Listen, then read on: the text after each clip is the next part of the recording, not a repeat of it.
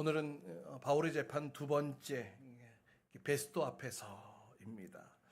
우리는 지난 시간 첫 번째 재판 총독 벨릭스 앞에서 바울이 보여주었던 태도, 모습들을 통하여서 우리 안에 이 선한 양심을 세워 나갈 때에 우리 안에 있는 복음이 온전한 복음으로서 능력으로 나타내지게 된다. 그러면서 함께 기도하고 결단하는 시간이 있었는데요. 여러분의 삶에 온전한 복음의 능력으로 삶이 펼쳐질 수 있기를 주님의 이름으로 축복합니다. 자, 오늘은 두 번째 재판입니다. 이 바울은 이 벨릭스 총독 앞에서 재판하고 또 어찌할지 몰라서 벨릭스가 어찌할지 몰라서 그냥 구루 상태로 방치된 채 바울은 그냥 가이사랴에 머물게 됩니다. 그리고 시간이 2년이라는 세월이 흐르게 됩니다. 그리고 이제 그 지역을 다스리던 벨릭스 총독의 후임으로 이제 베스도 총독이 부임하게 되는데요. 그러나 총독이 바뀌어져도, 그러니까 정권이 바뀌어져도 이 바울의 어떤 상황이 달라진 것이 하나도 없습니다. 또 아무것도 결정된 것이 없이 그렇게 그냥 2년이 흘러갔습니다. 그러나 이 2년의 시간들, 가이사랴에 구금되어졌던 이 바울의 시간들, 무의미했던 시간들은 아니었을 것으로 보여집니다. 만약에 2년 전에 정말로 바울이 그 죄가 없으니까 이 무죄 선고를 받고 감옥에서 나왔다면 어떻게 되었을까요? 아마도 이게 바울이 죽기 전까지는 먹지도 마시지도 않겠다고 결심했던 이 40명의 사람들이 가만두지 않았을 것입니다. 바울이 목숨을 잃을 그런 위험이 매우 높았을 것입니다. 그런데 오늘 본문에도 살펴보면 2년이 지났음에도 불구하고 여전히 사도 바울을 죽이려고 했던 그 사람들이 그대로 있는 것을 보게 됩니다. 그렇게 하나님께서 사도 바울을 가이사랴의 그 감옥 안에서 그를 보호하셨습니다. 강력한 로마의 군대 보호 아래 있었기에 유대인들로부터 어려움을 당하지 않도록 하나님이 지켜주셨던 것입니다. 뿐만 아니라 그 안에서 어느 정도 자유도 허락해 되어짐으로 인하여서 사람을 만나는 것 제한 두지 않았지요. 그래서 바울은 그곳에서 편안하게 교제하며 또 사람들을 만나며 안식을 취할 수 있었습니다.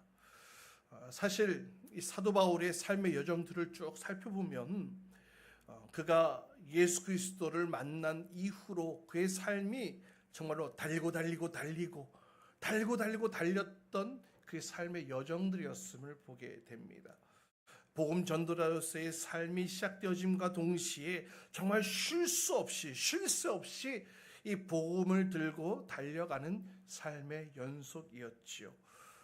1차, 2차, 3차 전도 여행을 통하여서 복음이 증거되어지고 전달되어지고, 근데 그런 것만 있었나요? 돌에 맞아 죽을 뻔도 했지요. 강도 맞아 죽을 뻔했지요. 또 물에 위험도 있었지요. 정말로 삶이 정말로 이렇게 스펙타클하게 이어질까 싶을 정도로 쉴 수 없이 달렸던 것 같아요. 그리고 이제 마지막으로 예루살렘으로 갔을 때에도 바로 붙들려가지고 또 재판의 연속을 받으면서 쉬지 못했던 시간들의 연속. 그러나 하나님께서 바울에게 이제 로마로 가기 전에 충분한 쉼의 시간을 허락해 주셨던 것을 보게 됩니다. 먹을 것을 공급받고 또 안전한 장소를 제공해 주심으로 이 사도 바울이 그곳 안에서 안식을 누릴 수 있었던 것이죠. 비록 구금되어져 있는 상황이었지만 그러나 그것은 하나님께서 바울을 위로하시고 또 보호하시고 또 격려하시고 어떤 측면에서 전능자의 그늘 아래 아름답게 잘 보호 머물 수 있도록 인도해 주셨던 것들을 보게 됩니다. 이것이 바로 하나님의 놀라운 섭리인 줄 믿습니다. 감옥에 갇혔다고 해서 그것이 불행하고 억울한 일이 결코 아니었다라는 것이죠. 사랑하는 여러분, 우리의 삶의 모든 환경들은 하나님께서 당신의 백성들에게는 그 삶을 책임지시고 인도하고 계신 줄 믿으시길 바랍니다. 따라서 나의 삶이 지금 어떤 환경 가운데 놓여 있다 할지라도 불평 원망하지 마십시오. 결국 그 일들 통하여서 하나님이 나타내실 일들이 있을 것이며 하나님께서 결국 돌아봤을 때, 삶을 돌아봤을 때, 그때 하나님께서 이를 위하여 나에게 이 사건들을 허락해 주셨구나, 감사하며 고백하는 시간들이 곧 오게 되어질 줄 믿습니다. 우리의 모든 상황들이, 형편들이 곧 간증이 되어질 줄 믿습니다. 자, 오늘 본문 1절, 2절 말씀 보십시오. 베스도 총독이 부임한 지 사흘 만에 가이사라에서 예루살렘으로 올라갔다라고 얘기를 합니다. 부임한 지 3일 만에 예루살렘으로 올라가게 됩니다. 그래서 그곳에서 대제사장을 비롯한 유대 종교 지도자들을 만나게 되는데 그들이 다시금 사도 바울을 고발하고자 합니다. 그러면서 예루살렘으로 그를 보내주십시오라고 요청하죠. 왜 그랬을까요? 3절에 대번 나오고 있는데요. 그것은 재판을 위한 일이 아니었고요, 그를 죽이기 위한 음모 가운데 하나였습니다. 이제 바울을 죽이기 위해 총독이 바뀌어졌으니까 그 바뀌어진 계기를 빌미로 해서 다시 한 번 더 사도 바울을 가이사라에서 예루살렘으로 이송시키려고 했던 것이죠. 약 거리가 한 110km 정도 되어진다고 하는데요. 예전에는 빠르게 갈 수 있는 그런 거리가 아니겠죠. 먼 거리를 이동함에 있어서 도중에 매복시켰다가 바울을 암살하려고 했던 그런 계획이 있었죠. 여러분, 총독이라고 하면은요, 한마디로 얘기하면 정치인입니다. 정치인. 그 지역을 다스리는 지방 관리, 정치인입니다. 그러니 정치인에게 있어서 중요한 것이 무엇입니까? 그 지역 사람들에게 인지도를 쌓고 또 인정을 받고 또 인기도 쌓아야 할 것입니다. 그래서 요즘 정치인들, 또 지금 이제 국회 선거가 끝난 지 얼마 안 됐지만 정치인들이 이것저것 돌아다니면서 많은 행사에 참석하고 또 인사하고 방문하고 그러지 않습니까? 인지도를 올리기 위해서. 근데 오늘 베스도의 행적을 보십시오. 부임한 지 며칠 만에, 3일 만에 예루살렘으로 올라갔다고 기록하고 있습니다. 지금 베스도가 어디에서 왔습니까? 로마에서 파견되어져 온 거예요. 로마에서 먼 거리를 수일 동안 걸어온 그 여정들이 있었을 텐데, 그 요독이 채 풀리기도 전에 3일 만에 바로 예루살렘에 가서 정치 행보를 이어갔던 것입니다. 그래서 정치적인 입장에서 예루살렘을 방문했던 것이고, 또 이제 이 지역을 내가 통치하게 되어졌으니 이 유대 지도자들과 또 잘 협력을 해야 되지 않겠습니까? 그들에게 좋은 환심도 사야 되겠고 또 인기도 얻어야 했기 때문에 또 그들의 이야기도 들어주고 또 그들의 의견도 수렴하기 위해서 그곳을 갔던 것입니다.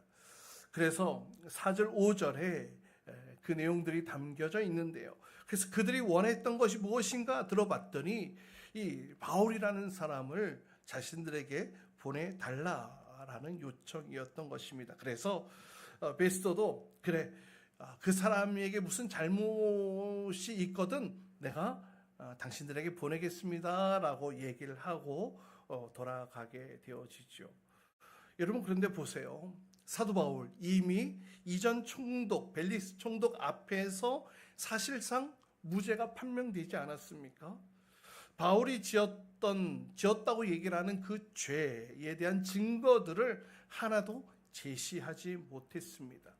오히려 죄가 있다면 무고한 사람을 고소한 유대 지도자들에게 이 무고죄가 해당되는 것 아닐지 모르겠어요. 근데 여러분, 자세히 보세요. 여기서 중요한 것은 지금 사도 바울이 그렇다고 해서, 지금 이런 상황이 되었다고 해서 이 고발하는 것을 포기하고 있지 않는 모습을 보게 되어집니다.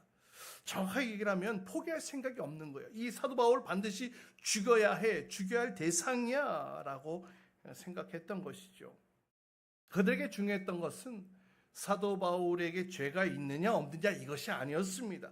오직 그들에게 있는 관심은 이 사도 바울이라는 사람이 이 예수 그리스도라는 사람에게 연결되어진 사람이다라는 거예요.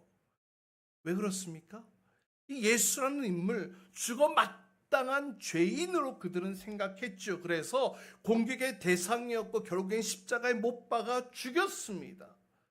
그런데 그 바울이 나타나서 예수가 부활했다, 살아났다라고 얘기를 하면서 자신이 예수의 사람이 되었음을 나타내고 증거하고 다녔던 것이죠. 그러니 이 유대 지도자들 입장에서는 이 사도 바울이 예수의 사람임을 포기하지 않는 이상 계속해서 걸거치고 또 그가 전하는 또 그런 일들로 인해서 많은 사람들 혼란스러워하니까 고소하고 고발하고 그래서 끝까지 죽이려고 했던 것입니다. 여러분, 그런데 이렇게 끝까지 고소하고 고발하는 자, 이런 모습을 가진 자가 성경에 나타나고 있더라고요. 계시록 말씀을 보면 그 말씀이 나타나고 있는데요. 계시록 12장 10절에 보면 우리 쉬운 성경으로 한번 읽어볼까요? 쉬운 성경에 보면은 하나님 앞에서 밤낮으로 우리 형제들을 고소하던 자, 또 세 번역에는 헐뜯는 자, 이렇게 표현하고 있는 자가 있습니다. 누굽니까? 바로 사탄 마귀를 이야기하는 표현입니다. 성경에서는 사탄 마귀를 고소하는 자, 헐뜯는 자, 이렇게 설명하고 있는데 이것이 바로 사탄의 일입니다. 그래서 사탄은 성도들을 헐뜯고 고발하는 일이 바로 그들의 일인 것이지요. 죄가 있기 때문이 아닙니다. 이미 모든 성도들은 예수 그리스도의 십자가의 사건으로 인하여서 모든 죄가 해결받았어요. 그래서 예수 그리스도 안에 있는 자들에게는 영원한 생명이 있기에 고발할 수가 없죠. 죄가 사라졌으니 말이죠. 그럼에도 불구하고 사단 마귀는 끊임없이 성도들을 무차별적으로 고소 고발합니다. 우리 욥기에 보면은 욥이 어떤 사람이었습니까? 욥기서 1장 8절에 보면 욥은 하나님께서도 인정하시는 당대의 최고의 의인, 하나님을 경외하는 사람, 정직한 사람이다라고 표현을 하고 있습니다. 하나님께서도 인정할 만한 사람이었다라는 것이죠. 그럼에도 불구하고 9절 말씀을 보면 사탄 마귀가 어떻게 욥을 고소합니까? 욥을 고소하는 일을 포기합니까? 포기하지 않아요. 하나님 보십시오. 욥이 그래도 아무것도 바라는 것 없이 그 하나님을 경외할 일이 있습니까? 라면서 트집을 잡아 욥을 고소하고 고발하는 모습을 보게 되어집니다. 욥을 고발하고 또 정죄하고 그래서 또 욥을 최악의 공경 가운데 빠뜨리기도 하죠. 여러분, 이런 모습이 사탄 마귀의 모습입니다. 그 사탄 마귀는 오늘날에도 존재합니다. 특히 우리 하나님의 사람들, 성도들을 무너뜨리고 넘어뜨리고 쓰러지게 하기 위하여 지금도 우는 사자와 같이 돌아다닌다고 말씀하고 있죠. 그 사탄 마귀는 성도들을 향해 정죄하기 시작합니다. 고소하기 시작합니다. 비방하기 시작합니다. 까닭 없는 고난을 던져주기도 합니다. 야, 네가 어떻게 하나님의 자녀가 될 수 있어? 지금 너의 삶을 봐, 너의 꼬라지를 봐. 너를 보고서 하나님의 자녀라고 사람들이 인정하겠어? 지금 너의 마음에 그렇게 시커먼 죄악들이 가득한데 무슨 너가 하나님의 자녀가 될 수 있다고 얘기를 하는 거야? 너가 어떻게 구원받은 하나님의 자녀가 될 수 있다고 얘기를 하는 거야? 그러면서 우리를 향해 끊임없이 정죄합니다. 의롭게 살수록 더욱더 열심히 주님 앞에 서려고 노력하면 노력할수록 이 사탄 마귀는 더욱더 큰 시기와 질투를 가지고 우리의 삶 속에 더 큰 어려움으로 다가오기도 합니다. 욥은 자기가 가졌던 모든 재산들 다 사라지고 자신의 자녀들도 다 죽게 되어지는 그런 고난들까지도 당했던 것을 보게 되어지죠.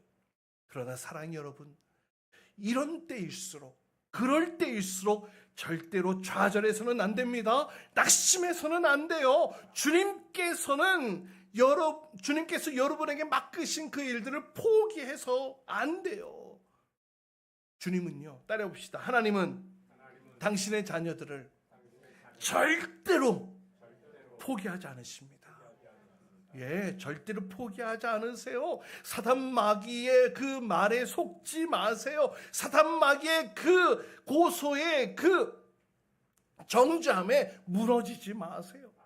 예수 그리스도를 나의 구주로 고백한 이상 구원받은 하나님의 자녀는 하나님의 자녀가 되어졌다라는 사실을 의심하지 마시기 바랍니다. 아멘. 무너지지 마세요. 무너지지 마세요. 속지 마세요. 잘 모르시겠다고요? 헷갈린다고요? 여러분 로마서 말씀을 보세요. 로마서 10장 이 말씀을 여러분 기억하시기 바랍니다. 우리 같이 함께 읽어볼까요? 시작. 예수는 주님이라고 입으로 고백하고 하나님께서 그를 죽은 사람들 가운데서 살리신 것을 마음으로 믿으면 구원을 얻을 것입니다. 아멘. 마음으로 믿게 될 때 구원을 얻게 될 것이라고 약속하셨어요. 또 13절 말씀들 볼까요? 13절 말씀 우리 같이 함께 한 목소리 있습니다. 시작. 주님의 이름을 부르는 사람은 누구든지 구원을 얻을 것입니다. 할렐루야. 주님의 이름을 부르는 자 구원을 얻을 것이라고 말씀하고 계세요. 예수 그리스도께서 죽은 자 가운데 다시 살아나신 것을 내가 마음으로 믿으면 구원을 받을 것이라고 주님이 나의 주인 되심을 고백하며 나아갈 때에 내가 하나님의 자녀된 것 이것은 빼앗길 수 없는 확증되어진 사건이 되어진다는 것입니다. 여러분 예수님께서도 이렇게 말씀하셨어요. 마가복음 13장 13절 함께 또 읽습니다. 시작. 너희는 내 이름 때문에 모든 사람에게서 미움을 받을 것이다. 그러나 끝까지 견디는 사람은 구원을 받을 것이다. 할렐루야. 할렐루야. 사단이 고소해요. 무너뜨리려고 해요. 정죄해요. 그런데 여러분 기억해야 될 것은요. 사단이 우리를 향해 공격해오고 정죄해올 때 왜 그런지 아세요? 왜 그런지 아세요? 그것은 오히려 내가 하나님의 참 백성이구나 라는 사실을 인증하는 증거가 되어진다는 거예요. 할렐루야. 그러니 사단의 공격이 오게 되어질 때에 여러분 그것으로 오히려 감사할 수 있기를 바랍니다. 아 그래 내가 하나님의 자녀로 살아가기에 사단이 시기해서 공격하는구나. 주님 나에게 믿음을 주십시오. 더욱더 큰 능력으로 이 사단 마귀의 이 계략에 무너지지 않게 주님 역사해 주십시오라고 믿음으로 선포하며 나아갈 수 있기를 주님의 이름으로 축복합니다. 지금도 우리의 믿음을 무너뜨리려고 하는 그 사단의 이 참소함이 얼마나 많은지 몰라요. 또 다른 사람들을 통하여서 우리를 공격해 옵니다. 여러분 어떤 말에도 절대로 무너지지 마시기 바랍니다. 오직 하나님의 약속의 말씀만 붙들며 끝까지 하나님의 자녀로 승리할 수 있기를 주님의 이름으로 축복합니다. 자 6절 7절 말씀을 보세요. 자 이렇게 예수 그리스도의 사람 사도 바울 예수님의 사람 사도 바울을 고소 고발했지만 성전법이나 또 로마법에도 그가 법을 범법했다라는 증거를 찾을 수 없기 때문에 바울을 고발할 수가 없었습니다. 아무리 걸고 넘어지려고 해도 그럴 수가 없었던 것이죠. 자, 그러니 이제 바울을 재판하는 이 베스도 역시 똑같이 이전의 벨릭스와 똑같은 고민에 빠지게 됩니다. 실제로 증거는 없어요. 그런데 계속해서 유대인들이 고소 고발합니다. 그러니까 자기 입장에서는 이제 막 부임했어요. 이 지역에 부임했으니까 정치인으로서 유대인들의 환심을 사야 될 거예요. 그래야 정치적 안정을 이룰 수 있기 때문이 말이죠. 그런데 정작 바울을 재판하려고 보니 고소할 만한 죄목이 있다 없다? 없었다는 거예요. 그래서 베스도가 고민하다가 11절 말씀을 보면 바울에게 이 사건을 이제 예루살렘으로 가져갈 수 없냐라고 요청하지만 사도 바울이 단호하게 거절을 하죠. 나는 지금 황제 법정 앞에 서 있고 나는 황제 법정 앞에서 내가 상소를 한다고 그렇게 이야기를 합니다. 딜레마에 빠졌어요. 어떻게 해야 될까? 그래서 12절에 이 배심원들과 함께 협의를 한 결과 그래 사도 바울 당신이 로마 시민으로서 이 황제에게 상소했으니 그럼 황제 앞으로 갈 것이요 라고 하면서 재판이 마무리되어집니다. 그러나 여러분 이번 재판도 끝난 게 아니잖아요. 유죄도 무죄도 아니고 그렇게 2년을 보냈는데 그 2년 뒤에 또 새로운 총독이 와서 심리를 했지만 역시 똑같은 결론인 것입니다. 사랑하는 여러분, 사도 바울이 왜 유대인들에게 공격을 당하고 정죄함을 당했을까요? 고소를 당했을까요? 이미 말씀드린 대로 그가 예수 그리스도의 사람이었기 때문에 그를 고소했던 것입니다. 마찬가지입니다. 오늘날 우는 사자와 같이 성도들을 집어삼키려고 하는 그 사탄 마귀도 예수 그리스도로 새 생명을 얻은 그 성도들을 향해 끊임없이 정죄합니다. 무너뜨리려고 공격해요. 우리의 양심을 아프게 찔러오는 그 사단의 정죄함들. 근데 사실 보면은요, 그 사단이 우리의 심령 속에 와서 공격해오는 그 공격들이 전혀 근거가 없느냐? 아니요. 사실이에요.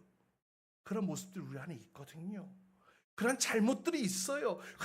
그런 부족한 모습들이 있어요. 야, 너 그런 모습, 너 그런 부족한 모습, 야, 그런 잘못된 모습, 그걸 가지고 우리를 공격해 오기 때문에 더욱더 우리의 양심 피가 나도록 우리의 심령이 괴롭습니다. 아파요. 그리고 죄책감이 한 번씩 내 심령 가운데 찌를 때마다 너무나 괴롭습니다. 어떤 경우에는 이 죄책감의 문제가 해결되지 않아서 우울증에 걸리고 또 실어증에 걸리고 심지어는 자살까지도 이어지는 경우들이 있는데요. 그러나 사랑하는 여러분, 이렇게 우리를 향한 사단의 이러한 공격이 사실 전혀 승산이 없는 무모한 것이라고 말할 수 있는 근거가 어디 있냐라는 거예요. 우리가 사단 마귀가 사실의 근거에서 우리를 공격해 오잖아요. 우리가 그런 공격을 받고 있습니다. 그럼에도 불구하고 우리가 승리를 장담할 수 있는 근거가 어디 있냐라는 거예요. 그 이유는 우리 자신에게 있지 않습니다. 우리에게 죄가 있기 때문에, 실수함이 있기 때문에, 따지고 보면 우리는 허물투성이잖아요. 그것이 우리의 모습입니다. 다른 사람의 눈에는 깨끗하게 보인다 할지라도 내 자신, 내가 더 잘 알잖아요. 그러나 사랑하는 여러분, 중요한 것은 이것입니다. 사단 마귀가 우리를 향해 정죄하는 그 죄인, 나 맞습니다. 우리가 맞아요. 자격이 없는 건 맞아요. 그러나 우리의 죄와 허물이 있음에도 불구하고 그 죄와 허물을 해결하기 위해 예수 그리스도께서 십자가에서 대신 죽으셨다라는 거예요. 할렐루야. 그래서 예수님께서는 우리의 이 누더기와 같은 이 추악하고 더럽고 냄새나는 이 죄악의 옷을 대신 입으시고 십자가에 대신 달려 죽으셨지요. 그리고 그 예수 그리스도의 그 의의 옷으로 우리를 덮어주셨어요. 우리에게 죄가 없는 게 아니에요. 죄를 가려주셨고 죄를 덮어주셨던 것이죠. 그래서 사단 마귀의 그 정죄함이 사실에 근거한 공격이라 할지라도 우리 성도들에게는 이미 예수 그리스도께서 의의 옷으로 덮어주셨고 그 사단 마귀의 공격이 무모한 것이라고 말할 수 있는 것입니다. 우리 죄인 맞잖아요. 우리 연약한 모습들이 있잖아요. 부족한 모습들 수두룩하잖아요. 그러나 이미 그런 모습들, 그런 죄악된 모습들, 그 죄값을 다 예수님께서 다 해결해 주셨는데 사단 마귀가 그 죄값을 갚으라고 얘기한들 무슨 소용이 있겠냐라는 것이죠. 그래서 이 진리를 확신한 사도 바울은 이렇게 고백합니다. 우리 로마서 8장 1절 2절 말씀 우리 같이 함께 한 목소리 함께 읽어보도록 합니다. 로마서 8장 1절로 2절입니다. 시작. 그러므로 그리스도 예수 안에 있는 사람들은 정죄를 받지 않습니다. 그것은 그리스도 예수 안에서 생명을 누리게 하는 성령의 법이 당신을 죄와 죽음의 법에서 해방하여 주셨기 때문입니다. 아멘. 그러므로 예수 안에 있는 사람들은 정죄를 받지 않습니다. 그것은 그리스도 예수 안에서 생명을 누리게 하는 성령의 법이 당신을 죄와 죽음의 법에서 해방해 주셨기 때문입니다. 할렐루야. 따라서 사랑하는 여러분, 우리의 양심을 찔러 공격하는 그 사단의 정죄함 앞에 넘어지지 마십시오. 자포자기하지 마십시오. 죄책감으로 무너지지 마십시오. 괴로워하지 마십시오. 오히려 우리의 모든 죄값을 다 치러주신 예수 그리스도께 감사와 찬양을 올려드려야 할 줄 믿습니다. 사단은 우리를 정죄할 수 없습니다. 아무리 정죄해도 그 정죄의 효력이 우리에게는 적용되지 않습니다. 다만 우리의 연약함, 우리의 제약된 모습들이 생각날 때마다 나의 연약함이 있구나. 주님 앞에 다시 한 번 더 겸손하게 무릎 꿇고 다시는 같은 이 범죄의 함가운데 빠지지 않도록 몸부림쳐야 할 줄 믿습니다. 그리고 세상을 향해 부끄러움이 없도록, 그리고 세상의 정죄와 비난으로부터 언제나 당당할 수 있도록 여러분 안에 예수 그리스도의 생명으로 살아갈 수 있기를 주님의 이름으로 축복합니다. 사랑하는 여러분, 우리는 연약한 존재잖아요. 깨지기 쉬운 질그릇과 같은 존재입니다. 아무 기대가 없는 어린 나귀와 같은 무익한 존재예요. 숱하게 실패하죠. 숱하게 무너지죠. 숱하게 아파하고 쓰러지고 밀어나야 넘어지는 존재입니다. 근데 여러분 그것 아세요?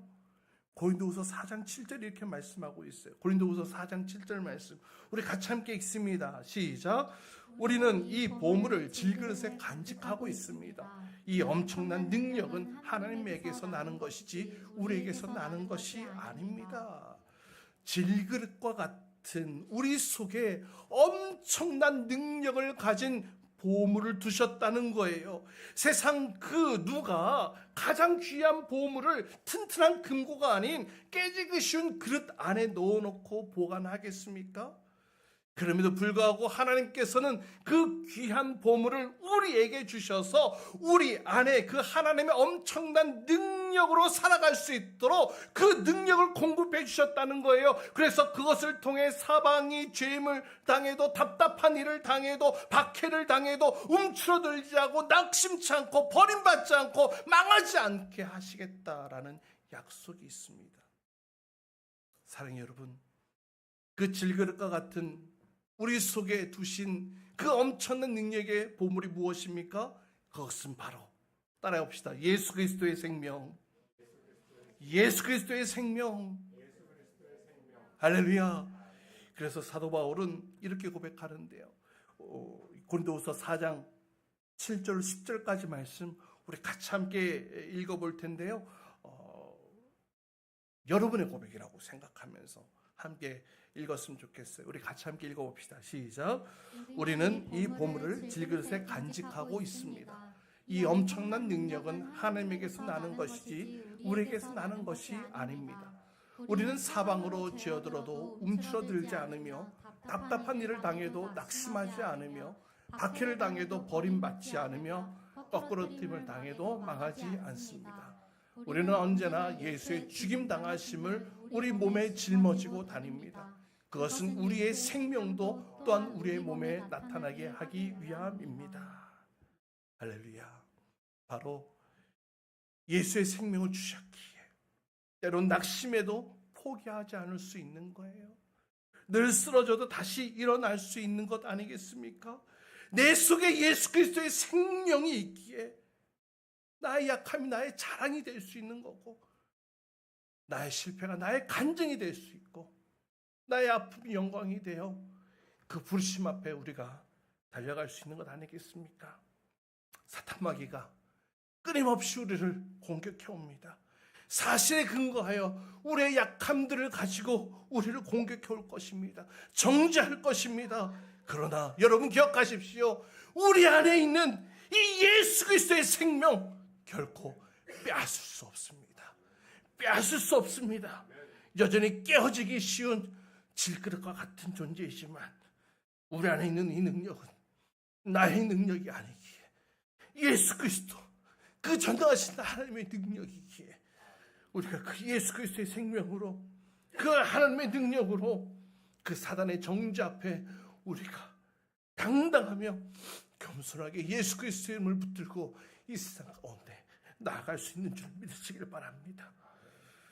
이 시간 조용히 우리 두 눈을 감고 우리 주님 앞에 오늘 나에게 주시는 주의 음성을 사모하며 함께 듣기를 원합니다.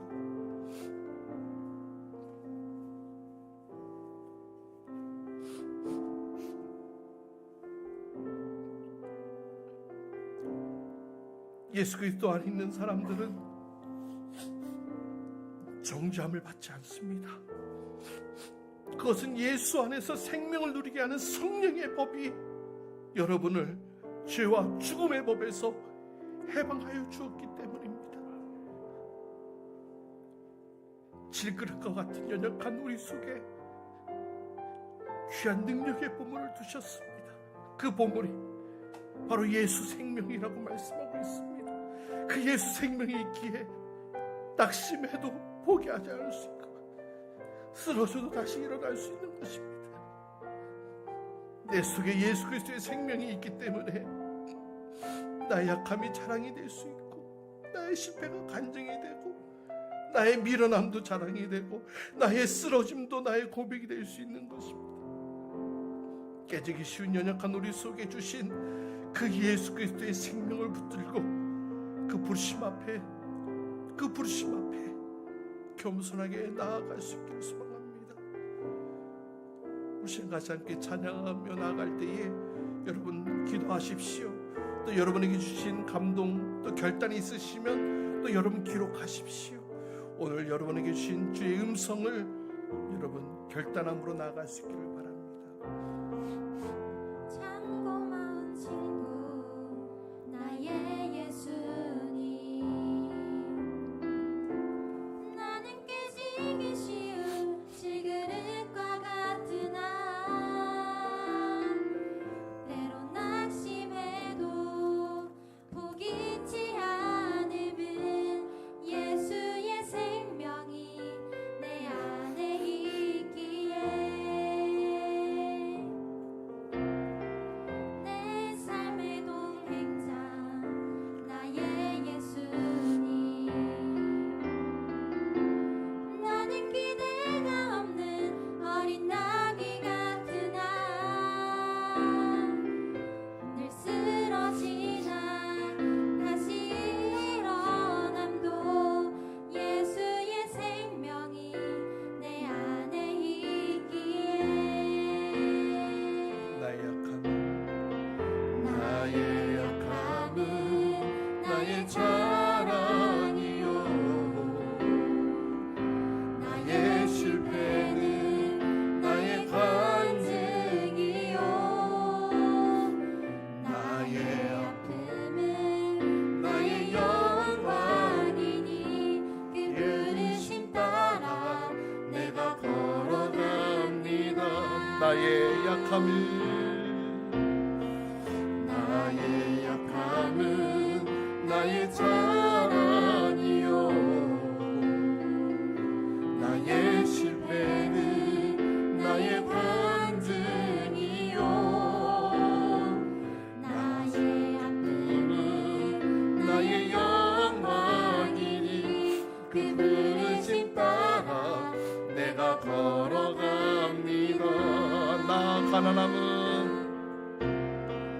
나 가난함은 나의 상급이요 나 미련함은 나의 자랑이요 나 쓰러짐이 나의 고백이니 그 부르심 따라 내가 걸어갑니다. 이 시간 함께 기도합시다. 여러분의 결단과 함께 오늘 주신 말씀 묻으시면서 함께 기도하실 텐데요. 나를 향한 사단의 고소와 정죄함에 다시는 무너지지 않겠습니다.